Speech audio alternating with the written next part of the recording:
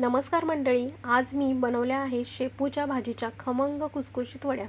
चला तर मग त्या मी कशा बनवल्या आहेत ते दाखवते। सर्वप्रथम शेपूच्या वड्या बनवण्यासाठी मी इथे एक मिक्सरचे भांडं घेतलं आहे। आता मिक्सरच्या भांड्यामध्ये मी 2 वाट्या भिजवलेली चणा डाळ, 1 वाटी मूग डाळ, 5-6 आल्याचे तुकडे, 10 ते 12 लसणाच्या पाकळ्या, 1 चमचा जिरं, 2 चमचे धने, 1 चमचा बडीशेप, 2 चमचे चिंचगुळाची चटणी टाकून आता हे सर्व साहित्य मिक्सरला वाटून घेणार आहे। हे सर्व साहित्य मिक्सरला वाटून झाले आहे। आता वडीसाठी पीठ भिजवून घेऊया। त्यासाठी मी इथे एक पसरट वाडगा घेतला आहे।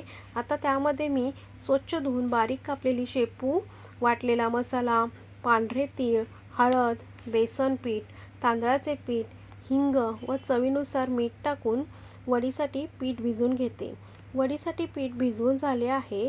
आता या भिजवलेल्या पिठाचे छोटे छोटे गोळे तयार करून घेते। गोळे तयार करून झाले आहेत। आता एका चाळणीला तेल लावून तयार केलेले गोळे चाळणीत ठेवून घेऊया। चाळणीला तेल लावल्यामुळे हे तयार केलेले गोळे चाळणीला चिटकत नाहीत। आता आपण हे तयार केलेले गोळे वाफवून घेऊया। त्यासाठी आता आपण गॅसवर एक टोप ठेवून टोपामध्ये पाणी टाकून घेऊया। पाणी टाकून झाल्यावर त्यामध्ये एक लिंबाची साल टाकून घेऊया, म्हणजे टोप आतून काळं पडणार नाही। आता वड्या ठेवलेली चाळण टोपावर ठेवून त्याच्यावर झाकण मारून एक 10 ते 15 मिनिटं वड्या वाफवून घेऊया। एक 10 ते 15 मिनिटं झालेली आहेत।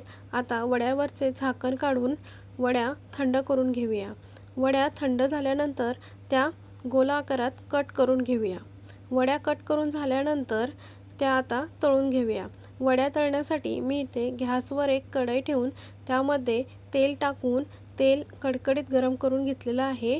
आता त्यामध्ये कट केलेल्या वड्या टाकून वड्यांना गोल्डन ब्राऊन कलर येईपर्यंत वड्या तळून घेणार आहे।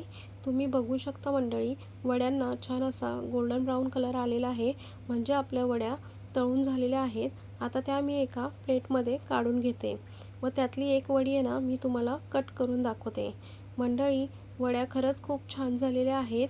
तुम्हाला जर ही रेसिपी आवडली असेल ना, तर प्लीज चॅनलला लाईक, शेअर आणि सबस्क्राईब करायला विसरू नका।